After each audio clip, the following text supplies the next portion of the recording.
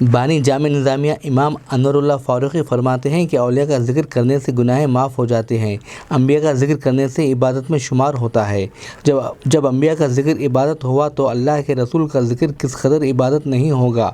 ان خیالات کا اظہار مولانا قاضی عبدالرزاق قادری چشتی نے کل رات عرس شریف حضرت عارف باللہ شاہ رحمۃ اللہ علیہ برکت پورے میں جلسے کو مخاطب کرتے ہوئے کیا۔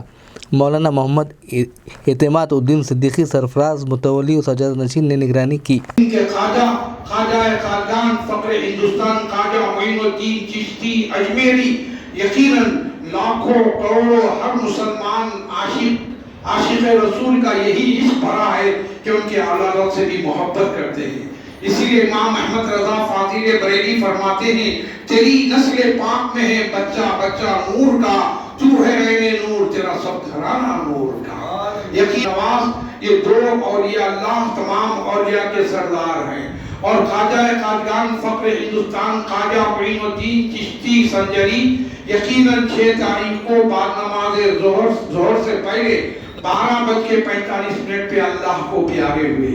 جب روح آپ کی یقین اللہ کی بارگاہ میں پہنچی تو پیشانی پہ اور سینے پہ لکھا تھا ھذا حبیب اللہ ماتا فی حب اللہ، اللہ ان سے محبت کرتا اور یہ اللہ سے محبت کرتے ہیں۔ یہ اللہ والوں کی پہچان ہے، اور اللہ تعالیٰ فرماتا ہے جو مجھ سے محبت کرتے ہیں میں ان کے چرچے ساری دنیا میں کر دیتا ہوں۔ سبحان اللہ۔ مچھلیوں میں، پانی میں، کنکر میں، پتھر ہر وہ چیز جو اللہ کا ذکر کرتا ہے اللہ والوں کا بھی ذکر کرتا ہے، کیونکہ اللہ تعالیٰ ان کے نام کے چرچے کو چاروں طرف کر دیتے ہیں۔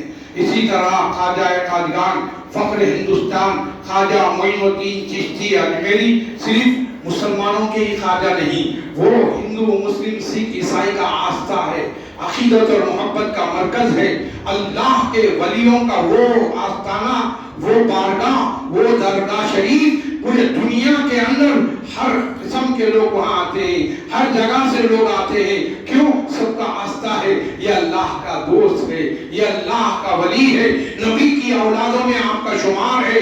آج سے کل سے نہیں، 812 برس سے تشریف لاتے ہیں، سبحان اللہ۔ 812 برس سے ہزاروں کروڑوں غلاف مبارک تشریف لاتے ہیں، ساری دنیا سے غلافوں کا وہاں آمد درآمد ہوتا ہے، اور یہی خواجہ خاقان فخر ہندوستان خواجہ معین الدین چشتی اجمیری کے پاس ہر مذہب کے لوگ ہونے کے باوجود ہر مانگنے والے، یہاں تک کہ فقراء، امیر، غریب، ہر ایک کی مشکل کا حل خواجہ خاقان فخر ہندوستان خواجہ معین الدین چشتی اجمیری بانی جامع نظامیہ شیخ الاسلام امام محمد انوار اللہ خان علیہ رحمت و رحمان فرماتے ہیں ٹھہرا کفارہ گناہوں کا جو ذکر اولیاء، ٹھہرا کفارہ گناہوں کا جو ذکر اولیاء، عدم قسم عبادت ہے ذکر انبیاء۔ اولیاء کا ذکر کرنے سے گناہ معاف ہو جاتے ہیں، انبیاء کا ذکر کرنے سے عبادت میں شمار ہوتا ہے۔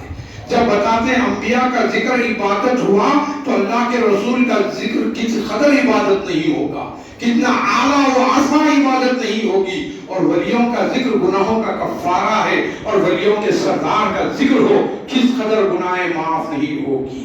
تو اس سے معلوم ہوا کہ اولیاء اللہ کے ذکر کرنے والے کچھ نصیب ہوتے ہیں، اسی لیے عاشق نے کہا ارادے روز بنتے ہیں ٹوٹ جاتے ہیں، وہی جاتے ہیں جنہیں خواجہ بلاتے ہیں، اور یہاں بھی وہی آتے ہیں جنہیں خواجہ اور یقیناً خواجہ عارف باللہ اور یقیناً یہ اولیاء اللہ میں یہاں بلا لیتے ہیں۔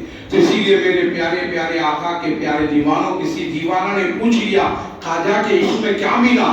عاشق نے بتاتا ہے جواب میں خواجہ کے عشق میں مرشد ملے، رسول ملے اور خدا ملا۔ یہ مرشد ملے، رسول ملے اور خدا ملا، یہ دیوان گانے عشق کی ایک چاہت ہے، بلکہ بتاتے ہیں لنک ڈاکومنٹ ہے۔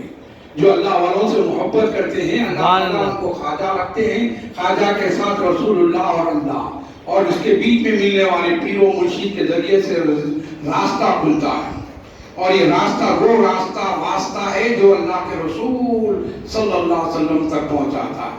تو اسی لیے بارگاہ غریب نواز میں جانا اور یہ اللہ کے پاس جایا آیا کرنا یہ بڑی نعمت کی بات ہے۔